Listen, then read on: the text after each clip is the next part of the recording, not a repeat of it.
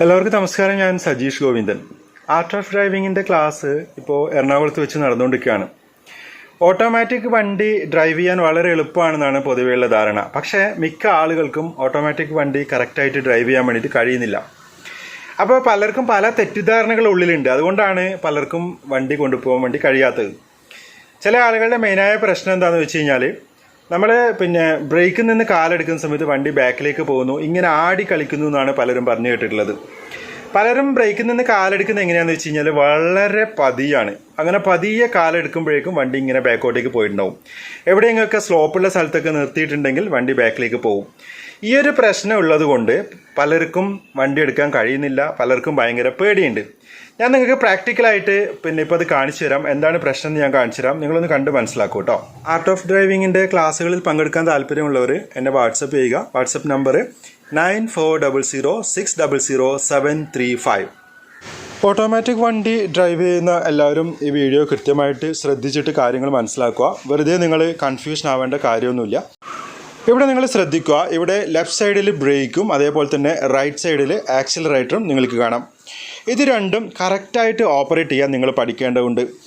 മെയിനായിട്ട് മനസ്സിലാക്കേണ്ട കാര്യം, നമ്മൾ ബ്രേക്കിൽ നിന്ന് കാലെടുക്കുമ്പോൾ തന്നെ വണ്ടി കറക്റ്റായിട്ട് മുമ്പോട്ടേക്കോ ബാക്കിലേക്കോ ഒക്കെ പോകും. അത് പലർക്കും കൺഫ്യൂഷൻ ഉണ്ട്, ഇങ്ങനെ പോകുമോ ഇല്ലേന്ന്. അങ്ങനെ ഒരു കൺഫ്യൂഷൻ നിങ്ങൾക്ക് വേണ്ട.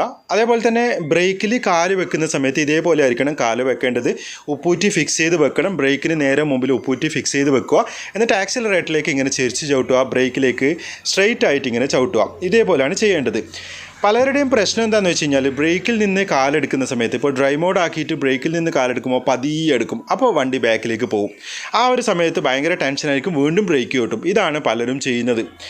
ഇങ്ങനെ ചെയ്ത് കഴിഞ്ഞാൽ പ്രശ്നം എന്താണെന്ന് വെച്ച് കഴിഞ്ഞാൽ നമ്മൾ എവിടെയെങ്കിലുമൊക്കെ ട്രാഫിക് ബ്ലോക്കിൽ നിർത്തിയിട്ട സമയത്ത് അവിടെ സ്ലോപ്പ് ഉണ്ടെങ്കിൽ വണ്ടി ബാക്കിലേക്കോ മുമ്പിലേക്കോ ഒക്കെ ഉരുണ്ടു പോകാനുള്ള ചാൻസ് വളരെ കൂടുതലാണ്. റിവേഴ്സ് മോഡ് ഇട്ടിട്ട് നിങ്ങൾ വണ്ടി എടുക്കുന്ന സമയത്ത് ചിലപ്പോൾ വണ്ടി പോകുന്നത് മുമ്പിലേക്കായിരിക്കും. ഡ്രൈവ് മോഡ് ഇടുന്ന സമയത്ത് ചിലപ്പോൾ റിവേഴ്സിലേക്കായിരിക്കും വണ്ടി പോവുക. ഈ പ്രശ്നം സോൾവ് ആക്കാൻ വളരെ സിമ്പിളാണ്. നിങ്ങൾ ബ്രേക്കിൽ നിന്ന് കാലെടുക്കുന്നത് കുറച്ച് വേഗത്തിലാക്കുക. അങ്ങനെ ആയിക്കഴിഞ്ഞാൽ ഈ പ്രശ്നം സോൾവ് ആവുന്നത് നിങ്ങൾക്ക് കാണാം. നിങ്ങളൊന്ന് ട്രൈ ചെയ്ത് നോക്കൂ കേട്ടോ. ഇതെവിടെ ഞാനൊരു ഡെമോൺസ്ട്രേഷൻ കാണിക്കാം. ഇതേപോലെ പെട്ടെന്ന് ബ്രേക്കിൽ നിന്ന് കാലെടുക്കുക, ആക്സിലേറ്ററിലേക്ക് കൊടുക്കുക, കറക്റ്റായിട്ട് വണ്ടി പോകും.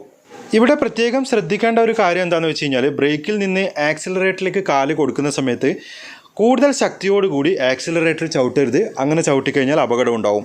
അത് നിങ്ങൾ പ്രത്യേകം ശ്രദ്ധിക്കുക. സോഫ്റ്റായിട്ട് പ്രസ് ചെയ്ത് ആക്സിലറേറ്റർ കൊടുക്കാൻ പഠിക്കണം. ഇപ്പോൾ കാര്യം നിങ്ങൾക്ക് മനസ്സിലായില്ലേ? ഇത് ഒന്ന് പ്രാക്ടീസ് ചെയ്ത് നോക്കൂ. നിങ്ങൾക്ക് ഈ ഒരു പ്രോബ്ലം ഉണ്ടാവില്ല. വളരെ ഈസിയാണ് കാര്യങ്ങളൊന്ന് ചെയ്ത് നോക്കൂ കേട്ടോ. Thanks for watching. ബൈ.